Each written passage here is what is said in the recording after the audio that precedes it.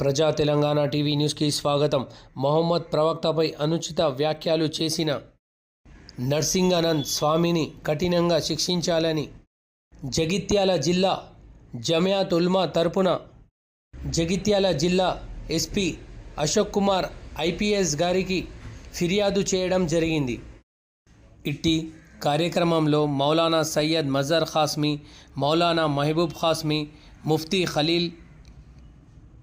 ఖారీ Mahmood, Mufti Mujeeb, Hafiz Khaja Khaleel,